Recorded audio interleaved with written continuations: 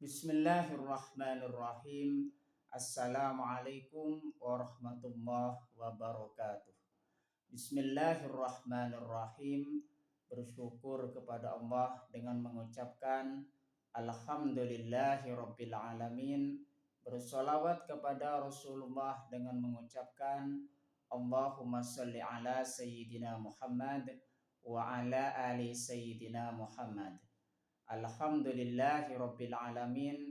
Kita masih dipertemukan kembali oleh Allah Subhanahu wa taala di dalam sosial media, dan media merupakan wadah bagi kita untuk kita bisa menjalin tali silaturahim, membangun komunikasi yang lebih baik, membangun ukhuwah Islamiyah yang semakin kuat kokoh ke depannya. Semoga hidup kita selalu diberkahi oleh Allah Subhanahu wa taala di dunia dan juga di akhirat. Amin ya rabbal alamin. Para sahabat-sahabat saya yang saya hormati, yang saya juga ta'zimi, pada kesempatan kali ini topik yang akan saya bahas yaitu sebagian dari Asmaul Husna yang judulnya adalah Al-Muhsi.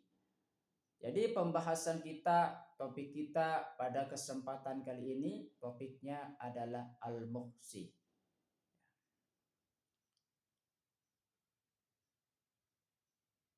Al-Muhsi adalah sebagian dari Asmaul Husna yang maknanya adalah maha menghitung. Maksudnya di situ apa? Bahwasanya Allah Subhanahu wa taala di situ maha menghitung segala apa yang ada di dalam diri makhluknya. Jadi apa-apa yang diperbuat oleh makhluknya, khususnya di situ manusia, bakalan dihitung oleh Allah Subhanahu wa taala.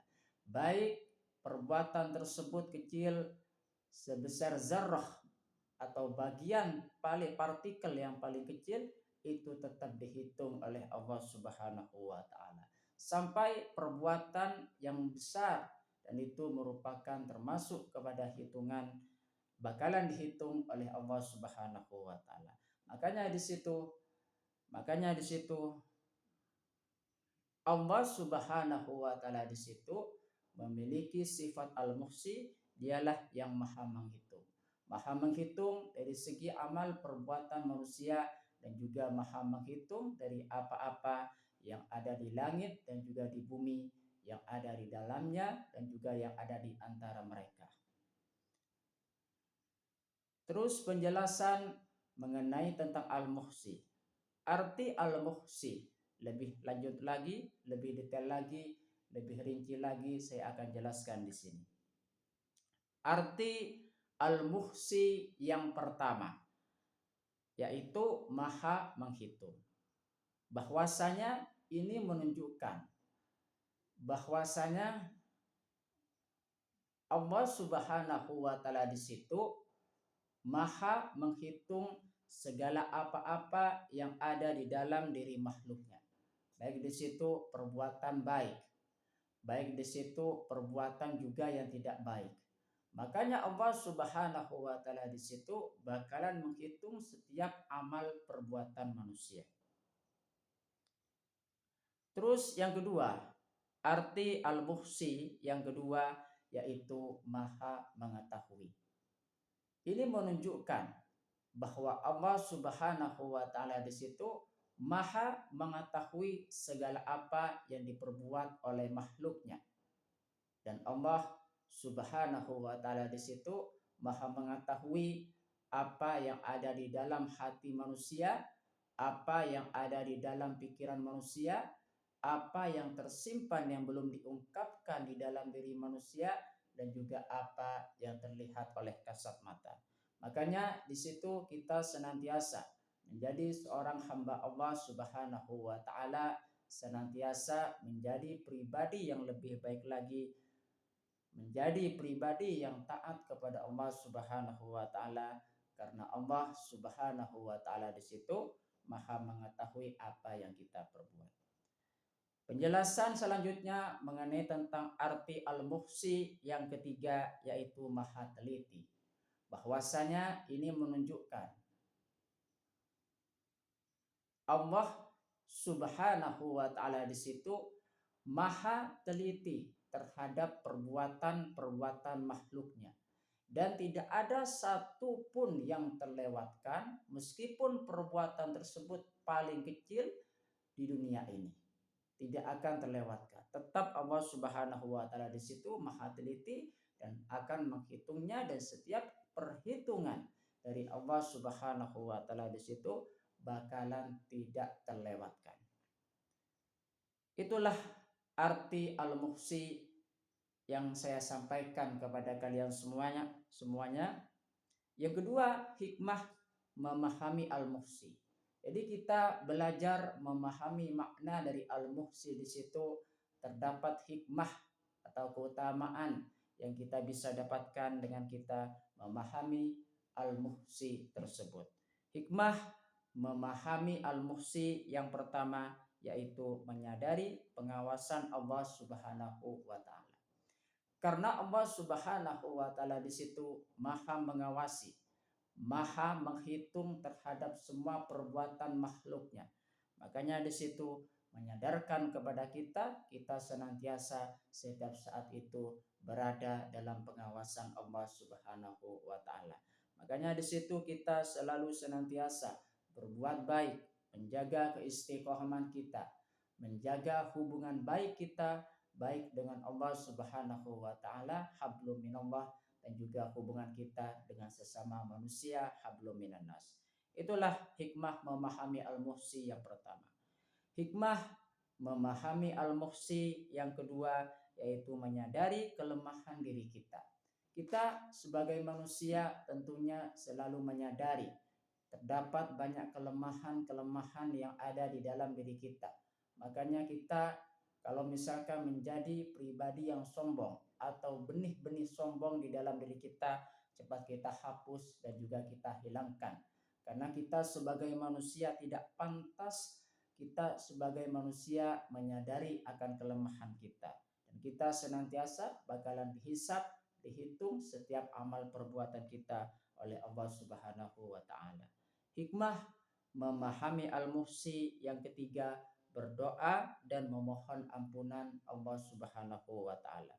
Penting sekali kita mengedepankan yang namanya doa dan kita berdoa dan memohon ampunan kepada Allah Subhanahu wa taala atas segala dosa-dosa yang sudah kita perbuat selama ini dan memohon ampunan kepada Allah Subhanahu wa taala atas dosa dulu, dosa sekarang dan juga dosa yang akan datang.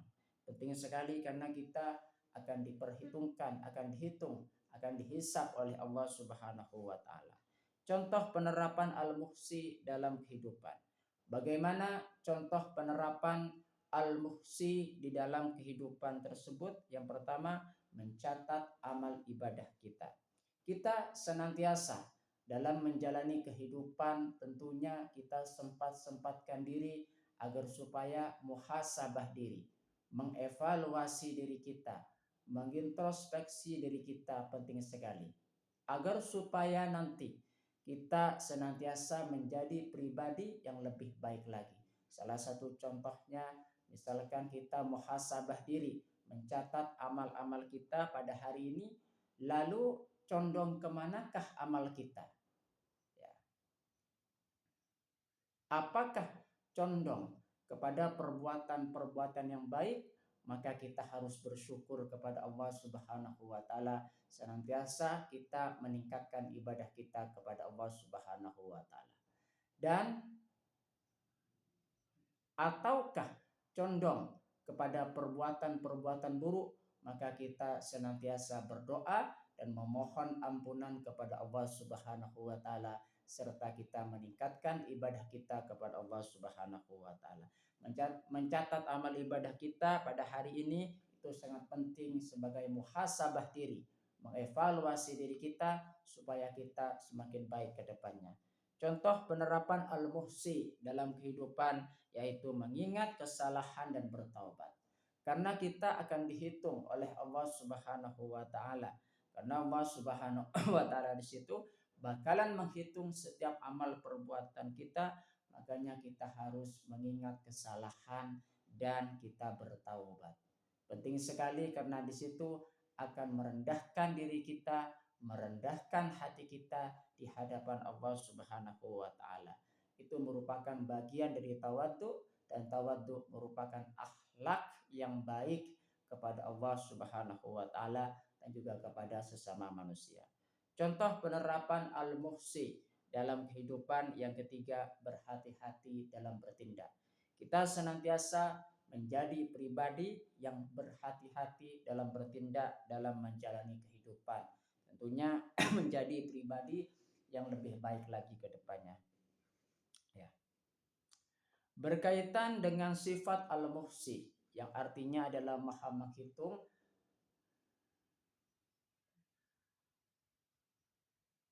Allah Subhanahu wa taala berfirman di dalam Al-Qur'an, A'udzu billahi minasyaitonir rajim. Bismillahirrahmanirrahim.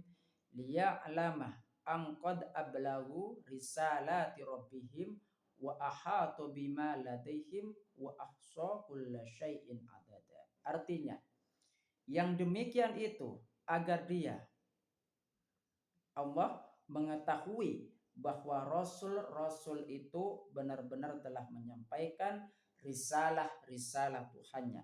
Sedangkan ilmunya meliputi apa yang ada pada mereka. Dan dia menghitung segala sesuatu satu persatu. Kalau misalkan kita membaca lagi tentang ayat ini, mengajarkan kepada kita bahwa Allah Subhanahu wa taala di situ mengutus seorang rasul untuk menyampaikan risalahnya, wahyu-wahyunya kepada seluruh umat manusia. Sedangkan ilmunya meliputi apa yang ada pada mereka, dan dia yaitu Allah Subhanahu wa taala menghitung segala sesuatu satu persatu. Semoga ini bisa bermanfaat buat kita semua. Amin ya rabbal alamin, dan menjadi perantara kita semakin dekat kepada Allah Subhanahu wa taala dan juga Rasulnya. Sebelum saya tutup, mari kita ngirim Fatihah dulu kepada baginda Rasulullah sallallahu alaihi wasallam, ila hadratin Nabi Mustafa Muhammadin sallallahu alaihi wasallam wa ala alihi wa ashabihi wa azwajihi wa dzurriyyatihi wa ahli baitihi wa liman dakhala fi baitihi ajma'in kullu syai'in lillahi lahumul Fatihah. A'udzu billahi minasyaitonir rajim. Bismillahirrahmanirrahim. Alhamdulillahi rabbil alamin arrahmanir rahim maliki yaumiddin. Iyyaka na'budu wa iyyaka nasta'in ihdinas siratal mustaqim siratal ladzina an'amta 'alaihim ghairil maghdubi 'alaihim waladdallin. Fatihah yang selanjutnya, mari kita ngirim Fatihah kepada kedua orang tua kita semuanya, guru-guru kita semuanya, kaum muslimin, muslimat, mukminin, mukminat, semoga diteguhkan Islam dan juga iman kita oleh Allah Subhanahu wa taala, dan juga dikabulkan hajat-hajat kita oleh Allah Subhanahu wa taala, dan kita semakin dekat kepada Allah Subhanahu wa taala dan juga Rasulnya. Amin ya rabbal alamin. Al-Fatihah. A'udzu billahi minasyaitonir rajim. Bismillahirrahmanirrahim. Alhamdulillahi rabbil alamin. Arrahmanir rahim. Maliki yaumiddin. Iyyaka na'budu wa iyyaka nasta'in. Ihdinas siratal mustaqim. Siratal ladzina an'amta 'alaihim ghairil maghdubi 'alaihim waladdallin. Terima kasih saya sampaikan kepada kalian semua. Assalamualaikum warahmatullahi wabarakatuh.